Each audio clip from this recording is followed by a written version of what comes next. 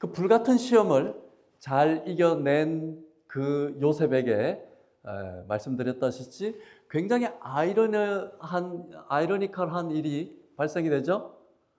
그렇게 거룩하게 반듯하게 그렇게 시험을 이겨냈으면 하나님께서 잘 그 인생을 이끌어 주셔야죠. 어디다가 집어넣었어요? 우리의 신앙생활에 있어서도 마찬가지입니다. 나는 선한 일을 했고, 나는 그 사람을 섬긴다고 했고, 나는 그런 하나님께서 주신 긍휼함으로 교회 일을 했는데, 아이러니컬하게 성도들이 나를 질시하고 성도들이 나를 비난하고 그런 사단 마귀 같은 그런 일들이 얼마든지 우리 교회 생활에서도 우리 일상에서도 드러난다 이 말입니다. 그런 거 한 번쯤은 다 경험해 보셨을 거라고 생각합니다. 금요 철야에 기도하고 하나님의 말씀을 받고 은혜를 입고 그렇게 거룩하고 충만한 마음으로 갔는데 집에서는 갔더니 이 사탄 같은 존재들이 득실득실되는 그런 일들은 다 경험해 보셨죠? 안 해보셨어요? 예, 제가 고등학교 때 자취하숙을 했는데 그 주인집 어르신들은 강력한 불같은 부부였어요. 뜨겁게 기도하고 집에 와서도 뜨겁게 싸우는 그 부부였습니다.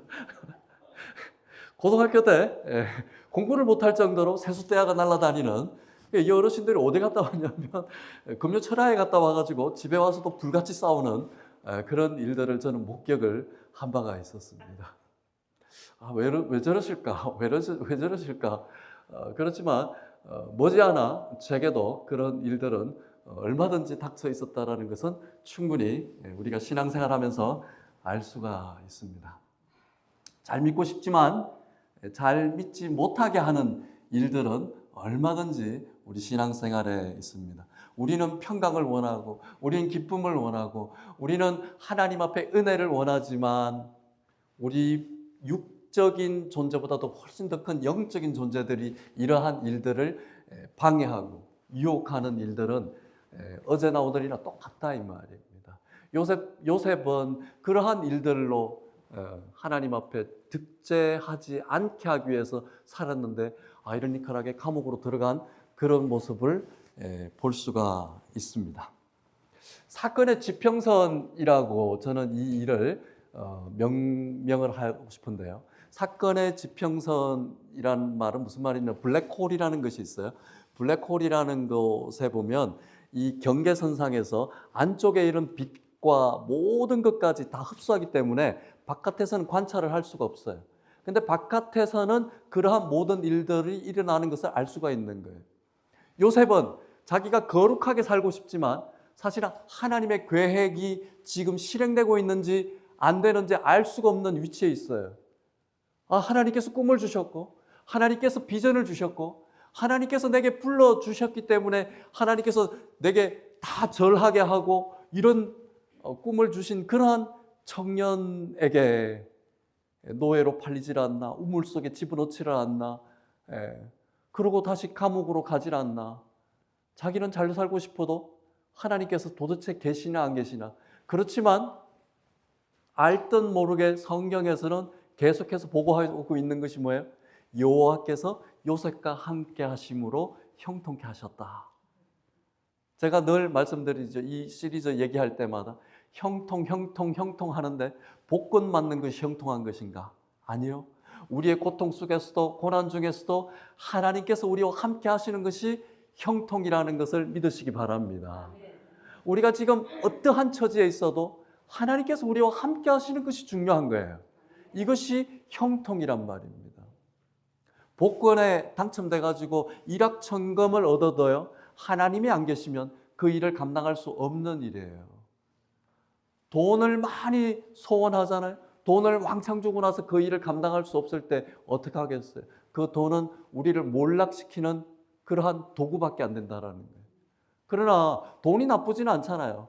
돈을 가지고 뭐 할 것인가? 하나님께 영광 올려드릴 수 있다라는 이러한 하나님의 선민의식, 하나님의 임재의식으로 우리가 이 땅에 산다면 하나님께서 우리에게 더 큰 은혜와 영광을 돌려드리지 않겠어요?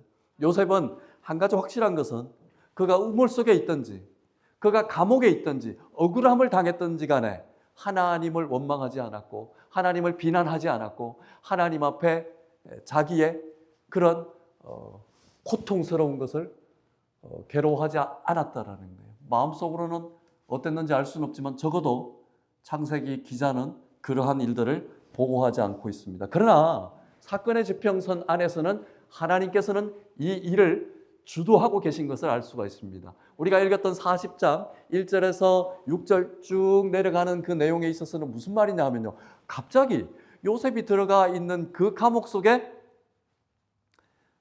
한 나라를 좌지우지하는 굉장히 높은 왕 바로 밑에 있는 그죠? 장관 둘이가 감옥에 들어오는 사건이 벌어지고 있는 장면을 보고하고 있습니다.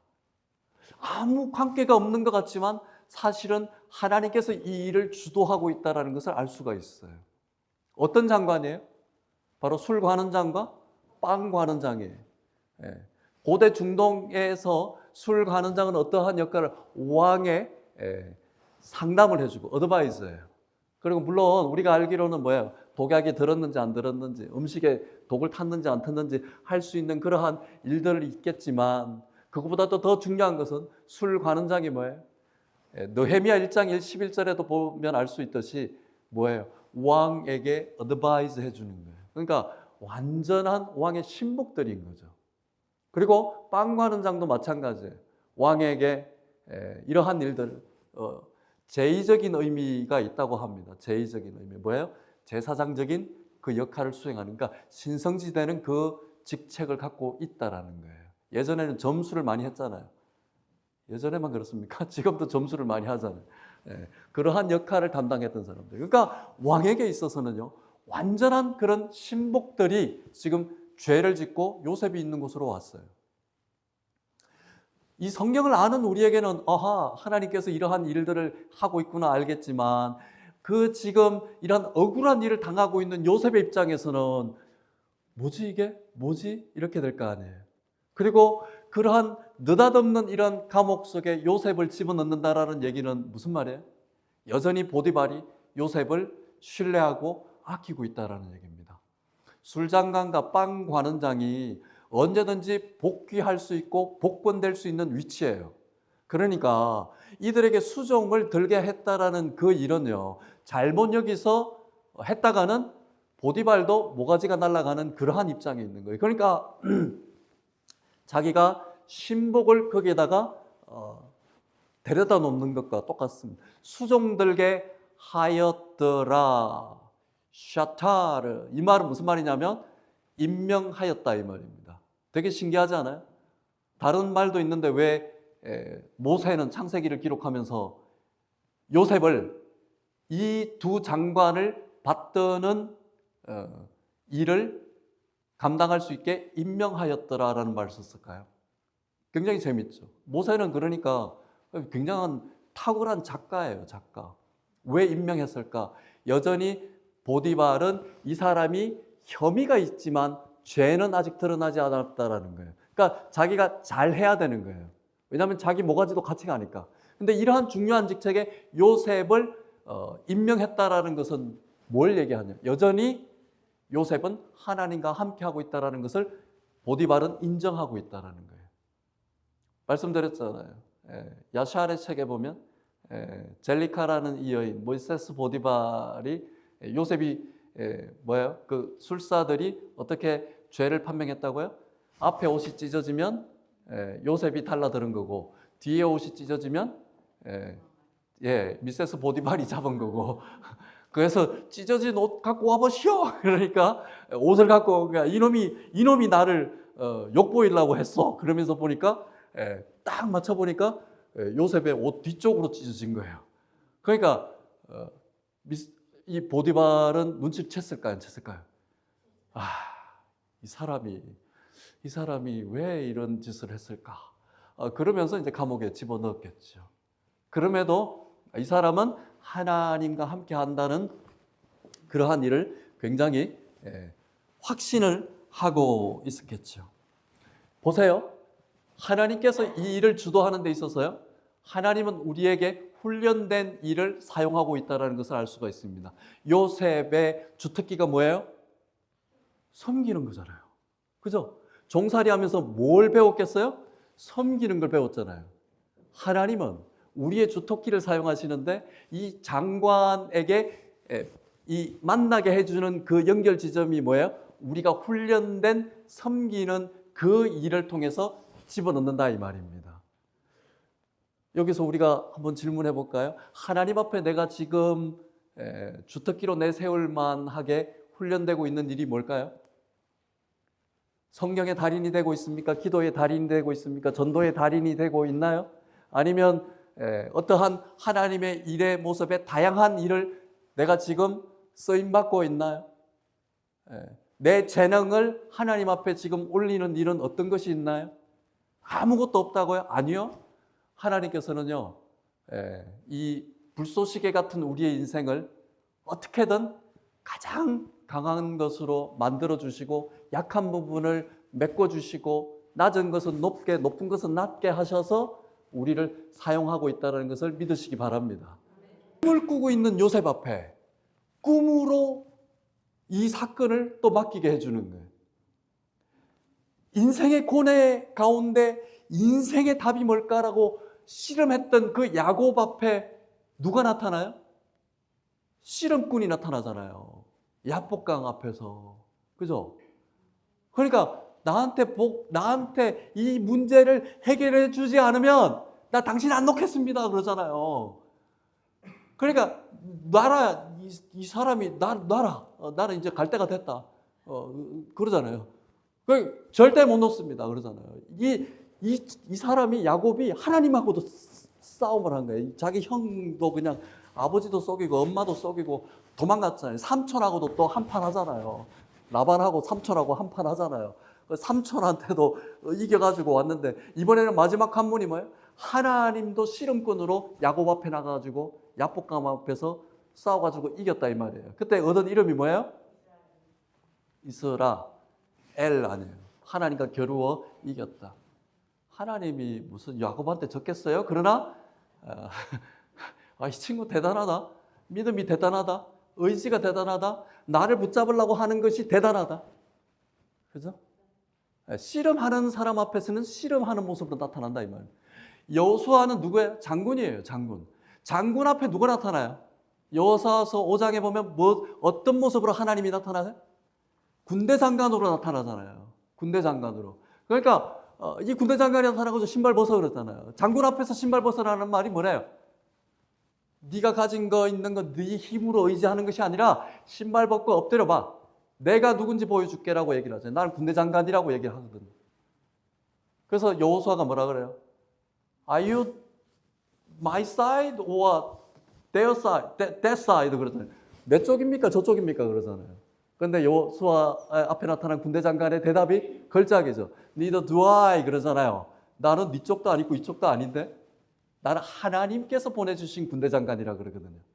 그렇다면 우리 인생의 대답이 뭐예요? 하나님 앞에 붙어야죠. 우리는 많은 경우에 하나님 왜 내 쪽으로 안 붙으세요? 하나님 왜 내 쪽으로 안 붙고 이러실 수가 있습니까? 이러잖아요. 요셉의 인생을 보세요. 요셉은 단 한 번도 하나님 이러실 수가 있습니까? 아니 어쩌자고 나에게 꿈을 주셔놓고 나에게 비전을 주셔놓고 내가 모태신앙의 3대, 4대, 5대의 모태신앙인데 어쩌자고 지금 하나님 이러실 수가 있습니까? 모르겠다 그러고 뭐 독약이 없나? 이렇게 하지 않은 것을 우리가 알 수 있잖아요. 요셉은 단 한마디도 하지 않습니다. 그래서 그 꿈의 해석은 누구에게 있다고 고백하고 있어요? 하나님께서 주신 일이 아니면요. 하나님께서 그런 사명감을 가지지 않고서는요. 이 일을 계속 추진해 나가기 어렵다 이 말입니다. 반짝 좋을 수는 있어요. 반짝 좋을 수는 있어요. 뭐 기쁘면 그러죠? 그러나 정말 내가 이 사명을 받고 하나님께서 주신 마음으로 다른 사람을 섬기고 이러한 일을 감당할 수 있겠느냐? 끝까지 못 간다 이 말입니다. 그죠? 널싱홈에 보세요. 거기에 스태프들은 하나같이 하는 말이 이런 말입니다. 내가 이 어르신들을 섬기는데 이 어르신들이 완전히 왕짜증 그룹이잖아요. 왕짜증 그룹. 뭐 별것도 아닌가 가지고 할머니들이 막 집어던지고 멀쩡하게 할아버지들이 막 이렇게 소동을 피우고 도망갔다가 경찰한테 붙들려오고 이러한 일을 어떻게 감당하겠어요? 목사님, 이 일은요 사명감을 가지지 않으면요 제가 이 돈이 뭐 억만금을 줘도 이걸 감당하기가 힘듭니다라고 얘기를 해요. 마찬가지예요. 우리 교회에 널싱홈에 가서 말씀 전하고 손 붙잡아주고 함께 찬양하고 찬송하고 이러한 일들은요 내 마음에 사명감이 없으면 이 일이 감당이 안 된다라는 거예요. 왜냐하면 갔다가 뭐예요? 가가지고 거기 비 새죠. 비가 새는데 제가 일부러 그래봤어요. 우리 수정사모님하고 내가 윤미미 권사님 저 위에 화장실이 있을 텐데 이 새는 것이 화장실에서 떨어질 수도 있습니다. 우리 권사님 여기 머리에 맞았거든. 화장실 물일 수도 있는데요. 그랬더니 이러더라고요. 그러면 저는 다음 주 안 올 줄 알았어요. 근데 또 예쁜 옷 입고 또 오시는 거예요. 이게 사명감이 없으면 이 일이 감당이 되겠냐 이 말입니다. 마음속에 하나님께서 주시지 않으면 해석은 하나님께 있지 않다라는 이러한 고백이 없으면요 이 일을 감당하겠냐고요. 요셉은 이 일을 고백하고 있는 거예요. 해석은 하나님께 있다. 자기의 본분을 잊어버리지 않고 있다 이 말이에요. 자기 인생에 잘 나갈 때도 하나님을 놓치지 않고 있다 이 말입니다. 못 나갈 때도 하나님을 놓치지 않고 있다 이 말입니다. 우리 인생에 있어서 많은 신앙인들이 한때는 잘 나갔다가 퇴락하는 사람들 보면요 하나님을 놓쳐요. 그리고 한때는 못 나가서 하나님 붙잡은 사람들, 내 인생이 좀 펼만하면요 하나님은 온데간데 없어요. 이런 두 종류의 사람들이 우리 신앙생활에 얼마든지 절비할 수 있다라는 얘기입니다. 하나님은 우리에게 주특기를 사용하시지만 하나님 앞에 이 일을 감당할 수 있는 그 은혜가 있어야 돼요. 바쁜 사람에게는 바쁘게 나타나시고 게으른 사람에게는 못하게끔 계속 삶의 유혹으로 나타난다 이 말입니다. J.B. 필립스라는 이 영성학자가 이런 말을 해요. 우리 신앙인들이 함정에 빠질 수 있는 것이 세상의 틀로 우리 신앙의 그 프레임을 잡으려고 하는데 그것이 아니라 하나님이 주신 그 마음으로 우리의 마음의 틀을 잡아야 된다 이 말을 하거든요. 이것이 안 되면 곤란합니다. 세상의 틀 가지고 교회 갖고 오면 안 맞아요. 그런데 하나님이 주신 틀로 세상에 비춰보면요 세상에 비로소 영향력을 발휘할 수 있는 우리의 신앙의 틀이 잡힌다 이 말입니다.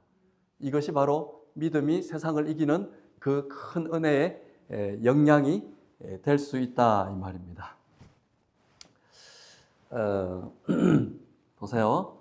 바로 마지막에 보면요 마지막에 보면 안타깝게 마무리하겠습니다. 23절 한번 읽어볼까요? 이 해석을 했어요. 해석을 했어요. 해석을 했는데 술장간의 해석은 뭐예요? 술장간의 해석은 다시 술을 따르게 될 것이다. 그죠? 열매를 익어가지고 해석이 꿈 내용이 그렇잖아요. 열매를 익어가지고 다시 즙을 짜가지고 내가 바로에게 드리는 꿈입니다. 그러니까 요셉이 멋지게 해석하죠. 당신은 복권될 것입니다. 근데 빵 장관에게는 어떻게 해석이 돼요? 빵 장관이 가만히 보니까 꿈 해석이 너무 좋아. 이 꿈 해석이 너무 좋네. 나도 그럼 꿈꾼 얘기를 한번 해볼까? 왔는데 새가 와가지고 이렇게 쫓는 장면, 이 장면이 나옵니다. 그러니까 요셉은요 하나님께서 주신 마음이기 때문에 조금도 주저하지 않아요. 그냥 다이렉트로 얘기를 합니다. 당신은 반드시 죽을 것입니다. 3일 안에 이 일이 일어날 것입니다. 라고 얘기를 합니다. 우리가 좋은 말은 잘할 수 있는데 나쁜 말은 잘 못하잖아요. 특히 우리 코리안들. 그죠? 그런데 요셉은 하나님께서 주신 것을 어디서 할 수 있냐면요. 하나님이 주신 마음이니까 그냥 거침없이 얘기를 해요. 바로 당신은 복권되고 당신은 폐위될 것이다. 완전히 물러날 것입니다. 이렇게 얘기를 하는 거예요. 그 일이 그대로 이루어집니다. 그러면서 요셉이 술장관에게 하는 말이 있어요. 뭐라고 얘기를 합니까? 당신이 복권이 되고 나면 나 좀 봐주십시오. 나의 억울함을 봐주십시오. 얘기를 하잖아요. 신학자들이 이런 말을 합니다. 이때까지 화이엇하게 침묵하고 있던 요셉이 왜 이제 와가지고 술장관한테 나 좀 불쌍하게 여겨주세요 라고 얘기했을까? 이때 요셉은 눈치를 챘다라고 얘기를 합니다. 하나님께서 이 장관들을 나에게 붙여주신 이유는 내게 하나님께서 어느덧 찬스를 지금 주고 있구나, 계속 하나님께서 일하고 계시는구나라는 것을 알려주고 있다라는 얘기입니다. 힌트를 주고 있다라는 얘기입니다. 놀라운 통찰력인 것 같아요. 우리가 신앙생활에 있어서 내게 괴롭고 고통스럽고 그렇지만 다른 한편에서는 하나님이 일하시고 있다라는 것을 눈치채는 경우 있으세요, 없으세요? 고통스럽지만 하나님 더 가까이 가는 그런 모습 있잖아요. 고통스럽고 고난스럽지만 더 기도해야 되겠다라고 하나님 마음 주시잖아요. 고통스럽고 고난스럽고 주일날 별로 안 가고 싶은데도 불구하고 하나님 그래도 내가 예배는 드리는 인생이 돼야 되지 않겠습니까? 이러한 마음들이에요. 하나님이 내 인생에 가까이 오셔서 여전히 일하고 있다는 것을 알려주고 있다는 것. 요셉은 이것을 눈치가 챘다는 거예요. 그리고 요셉은 총명한 사람이에요. 이러한 찬스가 있을 때 놓치지 않았어요. 기회로 사용하고 있다는 거예요. 우리 그리스도인들이 뱀처럼 지혜로워야 된다는 거예요. 재정에 있어도 뱀처럼 지혜로워야 되고 회사 운영에 있어도 뱀처럼 지혜로워야 돼요.